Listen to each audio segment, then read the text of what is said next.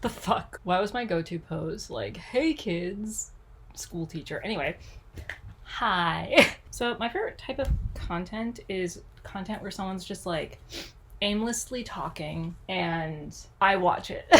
I especially like videos where like someone is crafting and like they just kind of chat and I hang out with them. So I'm currently working on this like shirt thing for my husband, and I figured I would do the type of content that I like to watch and film just like a crafty hangout thing. I've had a couple people say that they want me to do like crafting streams or even just like co-working streams where I like hang out and craft and just like chat or like show people what I'm working on. And streaming is scary and stresses me out, and I'm working towards it. I do want to do that. I also want to do, my cat is playing with the latex thigh. I also want to do like actual like crochet lessons on stream. I think that would be really fun. But for now, I figured a good start would be to just do a little hangout via YouTube. So also grab a craft or do whatever you want and hang out with me while I do this thing. This is like a hexagon cardigan thing, but it's a shirt. I always said I would never do a hexagon cardigan because I thought they were stupid. And then I saw another crafter make something called the relaxagon cardigan. And for some reason it didn't click in my brain that that was also a hexagon cardigan. And I was like, oh my god, that looks so cool. I want to make one. And then I bought the pattern, which to be like it's a good pattern. And it was just like, it is a hexagon cardigan. And I was like, oh fuck. So I'm not following the pattern, but it is inspired by the relaxagon cardigan. And I did pay for the pattern, but I'm not following it. So this isn't representative of it. I'm basically trying to say that like I'm not stealing the pattern and I'm not shitting on the pattern. But yeah, this is a hexagon cardigan. So how have you been? What are you doing? My life has largely consisted of my bedroom flooding. So that's cool. We moved like 6 months ago into this new place and it's old, and I mean that lovingly. Like, I like that it's old. I like the design. However, it's old and was under the care of a landlord for a long period of time. So where it could be a really great, beautiful mid-century house, it is kind of falling apart. Our main bedroom has been leaking since before we even moved in, and we contacted them about that in June, and it was resolved like a couple weeks ago. So I haven't slept in my bed since we moved, which I think is like 6 months now. This bed is like my office bed. Chronically ill things where you have a bed in your office because if you sat at a desk you would fall to pieces, so you work in a couch bed, also known as a day bed. So yeah, I haven't been able to sleep in my bed. That sucks. Haven't been able to really properly get dressed because I can't pack away my clothes because obviously that would go in the bedroom.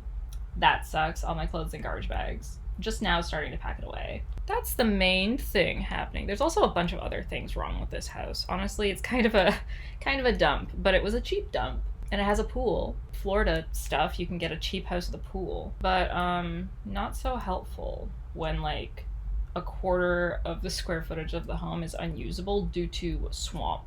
Thank you so much to everyone who watched and enjoyed my horror tier list video. I honestly didn't expect anyone to watch that video. Like, I uploaded it kind of just for funsies and I expected maybe like 5 people to watch it. I checked it at the end of the day when I uploaded it and it had like 50 views and I was like, yeah, that's probably where it's gonna cap out, and that's fine. I had fun making it.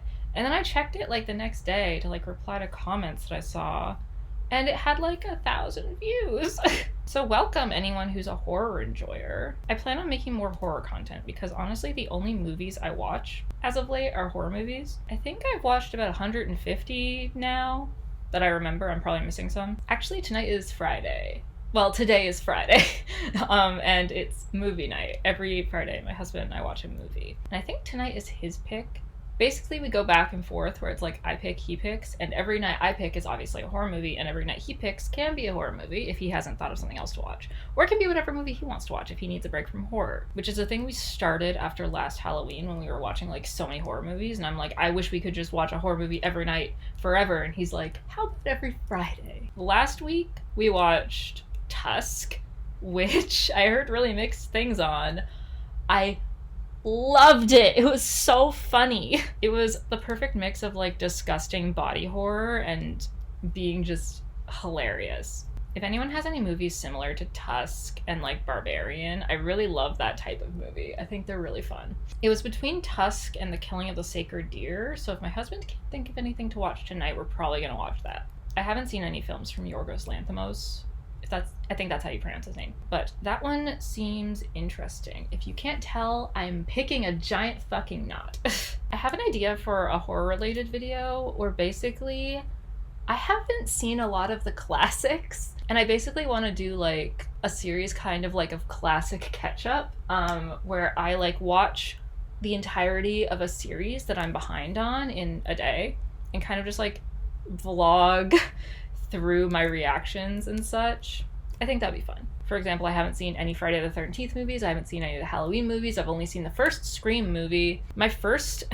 I mean, I don't know if this is considered a classic, and I don't even know if it's considered good. Again, I've heard very mixed things. But I was thinking of watching, for my first one, all 3 Terrifier movies back to back to back. That's my first time watch, and then vlogging my experience. That'll be fun, right? If there's anything else you want to see me do on here, let me know. I'm kind of a perfectionist, and it holds me back a lot where like I feel like I can't start something or do anything unless I'm doing it perfectly or exactly how I envisioned it. And I feel like a lot of the content I make is like never good enough, so I just never post it. And I really want to stop doing that, which is kind of what this video is. Like, I don't know how many people are going to want to watch me sit here and just kind of ramble while untangling a knot of yarn, but like, you don't know until you just upload stuff. I like watching this, so why isn't me doing the thing I like to watch good enough for anyone else, is my point. So yeah, if you have any ideas of stuff you want to see, let me know, and I'm going to actually commit to uploading YouTube for funsies. This channel used to just all be ASMR, which I was uploading just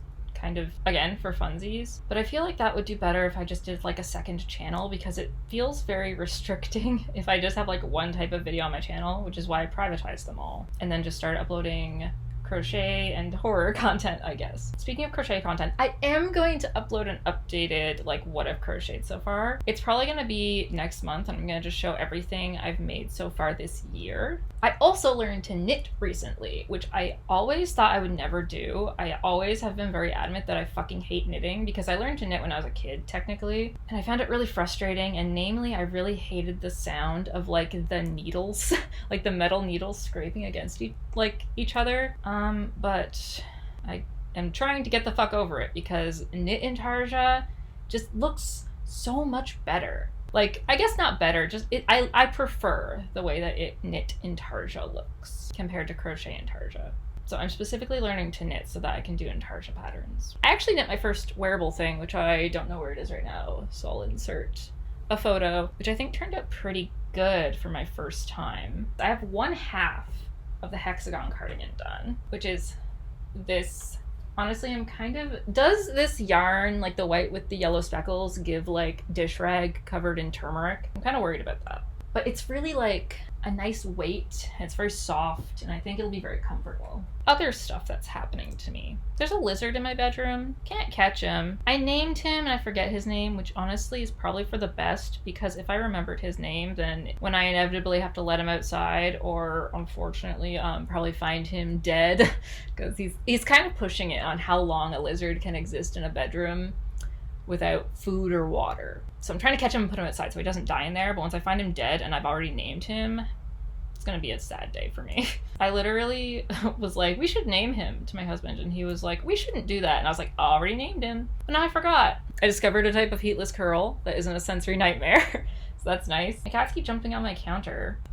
Every day I wake up with Fern's butt next to the avocados. Hello! A guest. Hi. It's yarn.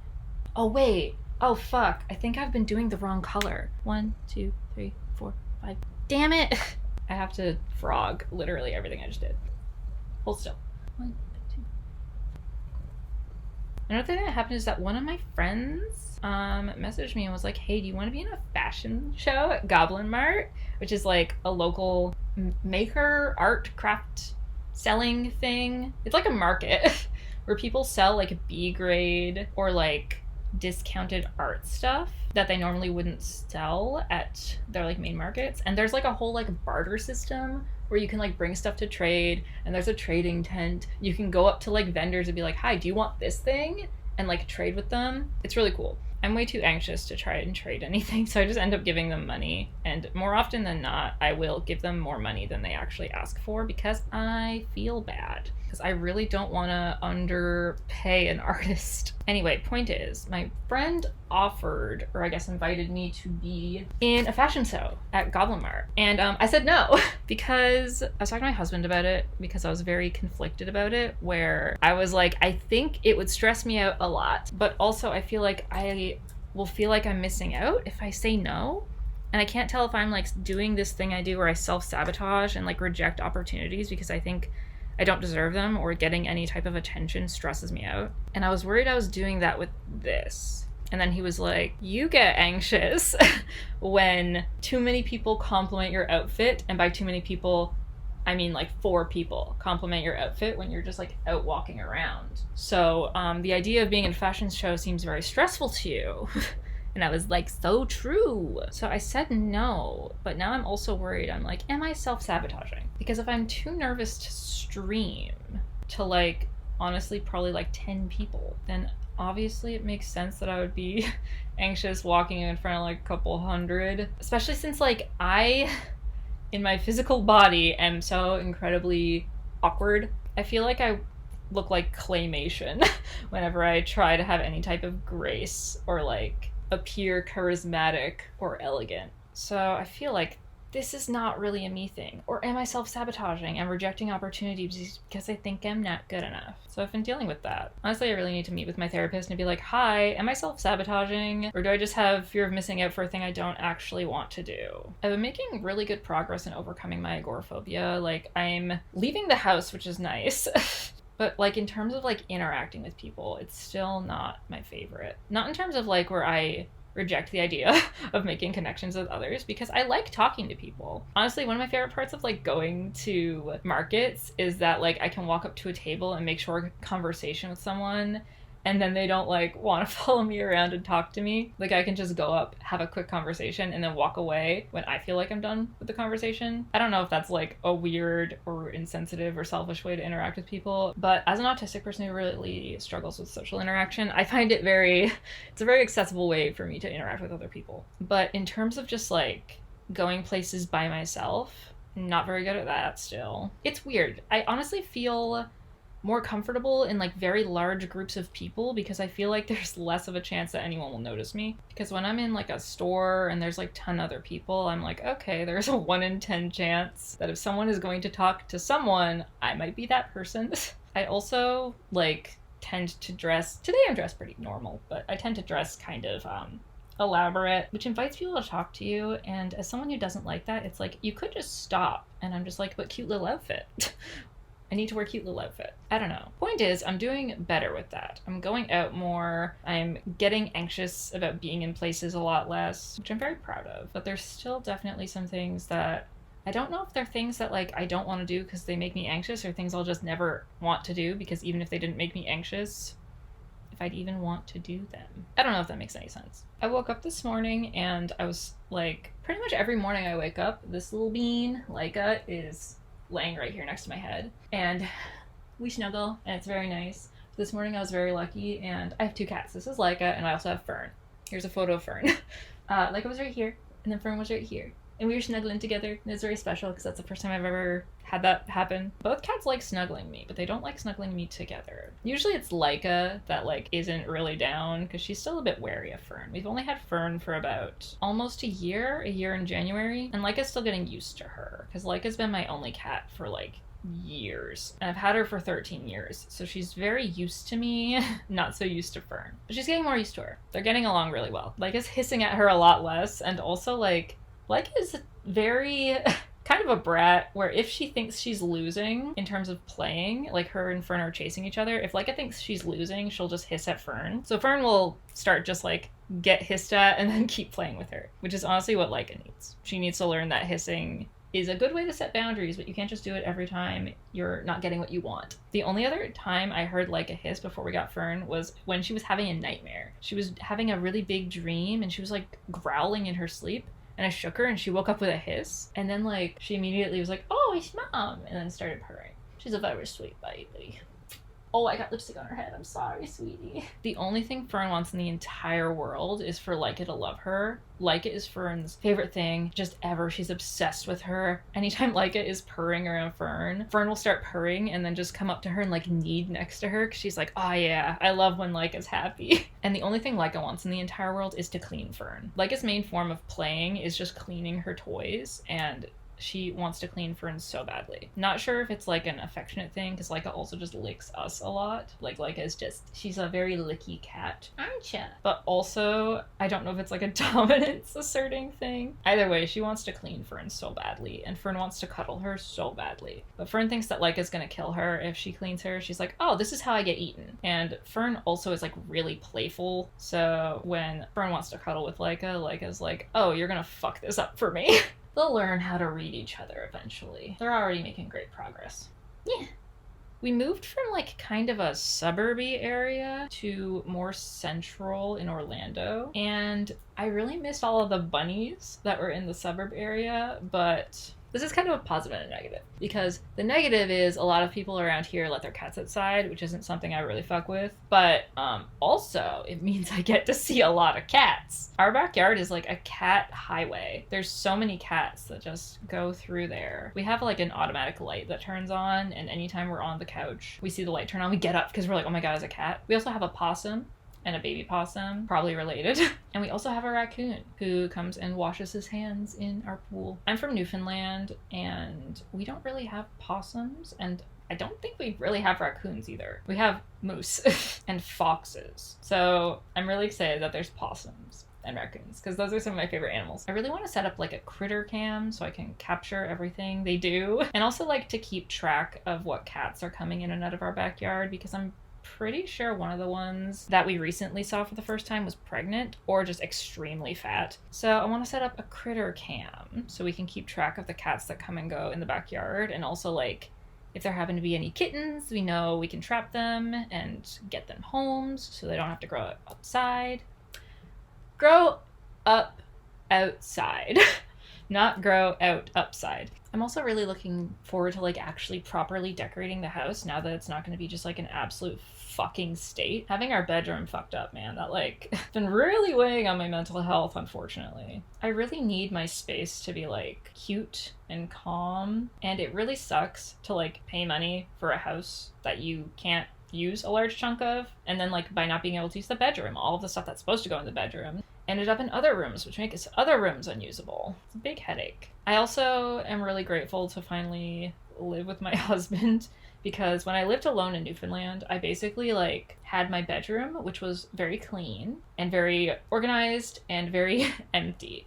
It was honestly kind of sterile. It kind of looked like a hospital room. But that was basically like my way of mentally overcompensating for the fact that the rest of my house was fucked. Not in terms of it being dirty, because I actually was pretty on top of it being clean, but because I was like chronically ill living alone, I like the living room of my house was just like a bunch of boxes I didn't unpack. Like it was borderline unusable. I like ate at my computer desk, and I didn't have a couch. Like I'm so grateful to have a place where I can actually sit on a fucking couch, because like I just physically couldn't unpack anything, and like I physically couldn't build furniture. And I felt like a lot of shame in asking my friends to do that, because it felt like something I should just be able to do by myself.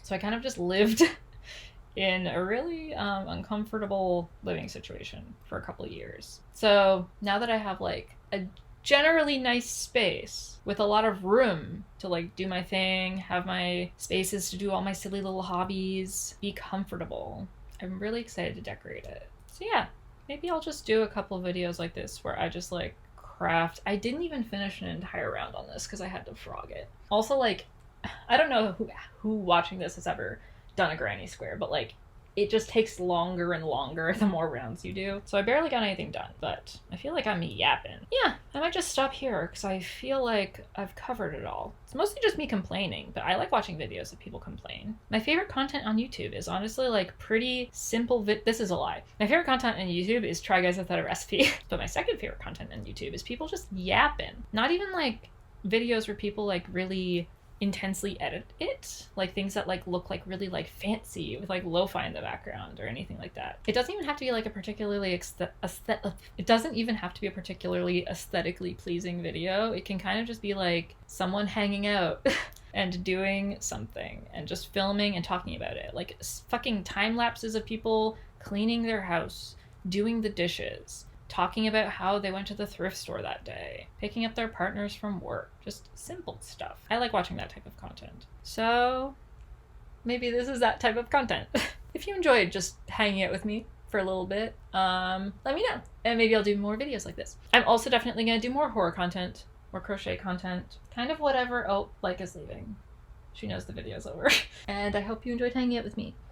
And if you liked the video, let me know. And subscribe, which I feel bad asking you to do, but if you would like to, it would be appreciated.